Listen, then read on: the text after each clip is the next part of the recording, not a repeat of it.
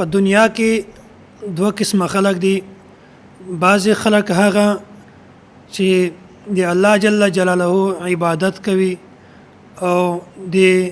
الله په احکاماتو باندې عمل کوي او په دې عبادت باندې خپل هم خوشاليږي او د خوشي اظهار هم کوي. او بعض خلک هغه دي چې خپل عبادت نه کوي، په احکاماتو باندې عمل هم نه کوي او خپل په داسې عبادتو باندې هغه خلک چې کوم عبادت کوي هغه عبادتو ته نږدې هم نه راپریدي، بلکې هغه خلکو ته وایي چې تاسو د عبادتو نه لرې کیږئ او داسې خلکو په ذهن کې اشکالات او داسې وسوسې پیدا کوي د خلک. نو دا دوه قسمه خلک دي، بعض په عبادتو باندې خوشحاليږي او بعض عبادت نه کوي خو نور خلک د عبادتو نه منع کوي. نو هغه خلک د خلکو په ذهن کې اشکالات پیدا کوي. د هغو اشکالاتو نه یو اشکال دا ده چې بعض خلک وایي چې قرباني کوله دا ظلم ده، نو تاسو د اختر پر ورځ قرباني مه کوئ ځکه چې دا ظلم ده، تاسو د دې ظلم نه ځان بچ کړئ. حالانکه دا خبره بالکل غلطه ده ځکه چې الله جل جلاله دا زناور دا د انسان لپاره پیدا کړی دي. نو که چیرته الله پاک انسان د زناور لپاره پیدا کړی وای نو بیا په دې وخت کې د زناور قرباني کول دا په ظلم کې شامل کېدو، خو الله جل جلاله زناور دا د انسان لپاره پیدا کړی دي. نو د دې قرباني کول دا بالکل ظلم نه ده بلکې یو فطرت ده. او الله جل جلاله فرمای هو الذي خلق لكم ما في الارض جميعا، سورة البقره آیت نمبر 29. الله پاک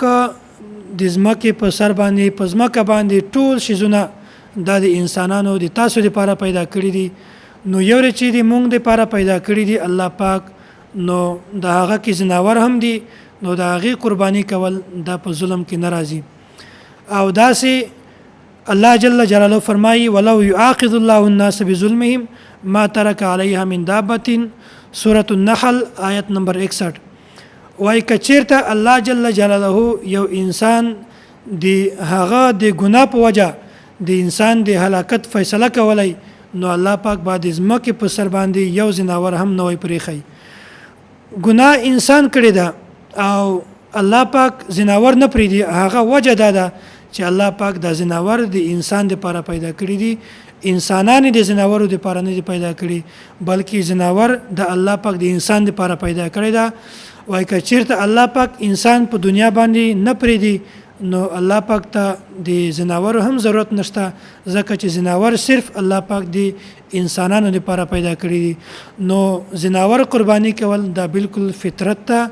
او ترحم ده، ظلم نه ده. او دومره خبره ده چې د قرباني د زناور لپاره چاړه تیرول، چاړه تیزول د دې حکم د دین هم دا ثابتېږي چې زناور قرباني کول دا یو ترحم ده، ظلم او زیاتی نه ده. ځکه حضور پاک صلی الله علیه وسلم ام عائشه رضی الله تعالی عنها ته و فرمایل وای ته چاړه راوړه او بیا ورته فرمایل چې دا چاړه شته ځکه چې د زناور سا د په اسانتیا سره وخیږي، په دې باندې زیات تکلیف نشي تیر.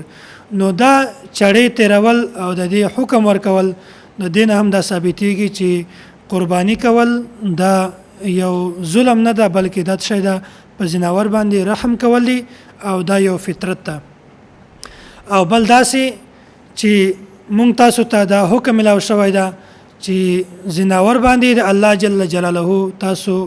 نوم اخلي. کله چې په زناور باندې د الله جل جلاله نوم واخلو په دې باندې زناور خوشحاليږي هم او د خوشي اظهار کوي او په خوشي کې د الله په حضور کې د ولار شي. لکه څنګه چې یو شهید د الله په لار کې jihad کوي او د چې کله الته jihad کوي او د شهادت په وخت کې تکلیف دا نه محسوسيږي، نو داسې زناور ته د قرباني په وخت کې هم هغه تکلیف حالت نه محسوسيږي چې کله په زناور باندې د الله جل جلاله نوم واخلو. حضور پاک صلی الله علیه وسلم دا یو حدیث ته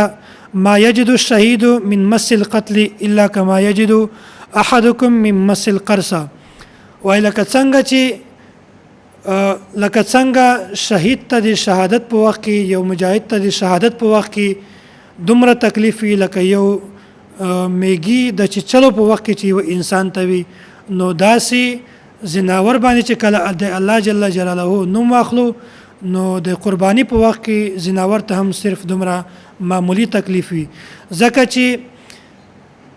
دا زناور د الله جل جلاله په حضور کې